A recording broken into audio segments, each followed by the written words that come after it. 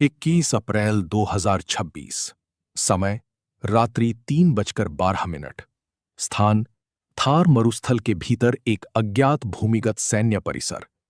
रेगिस्तान की उस सन्नाटे भरी रात में जहां चांद की रोशनी भी मिट्टी में दफन हो जाती है, भारत के भविष्य की एक भयानक और अदृश्य शक्ति जन्म ले रही थी।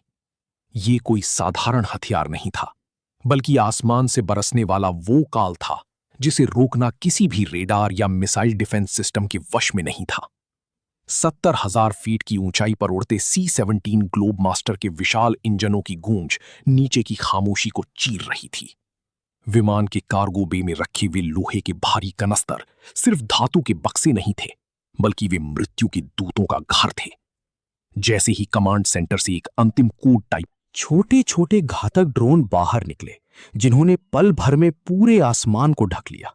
ये एक स्वॉर्म था, एक ऐसा झुंड जो बिना किसी भावना के सिर्फ अपने लक्ष्य को पहचानने और उसे राख में बदलने के लिए बनाया गया था।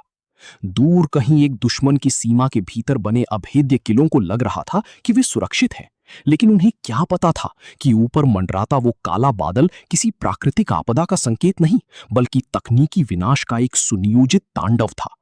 C-130J सुपर हरक्यूलिस जैसे विमान अब केवल रसद पहुंचाने वाले साधन नहीं रह गए थे। वे अब एक ऐसे अदृश्य युद्ध के नायक बन चुके थे जहां हमलावर का चेहरा कभी दिखाई नहीं देता। ये छोटे ड्रोन जो आपस में एक कृत्रिम बुद्धिमत्ता के धागे से जुड़े थे, किसी टिड्डियों के दल की तरह अपने शिकार की ओर बढ़ रहे थे। उनकी भिन-भिनाहट में मौत ताश के पत्तों की तरह ढह गई।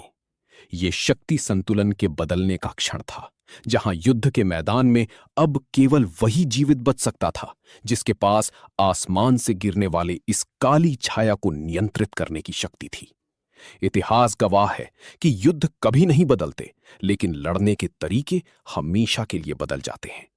भारत के इस एयर ड्रॉप्ड कनिस्टराइज्ड स्वॉर्म ने दुनिया को बता दिया था कि अब सरहदों की रक्षा केवल जमीन पर नहीं, बल्कि अंतरिक्ष और धरती के बीच के उस अंधेरे कोने से होगी, जहां तकनीक और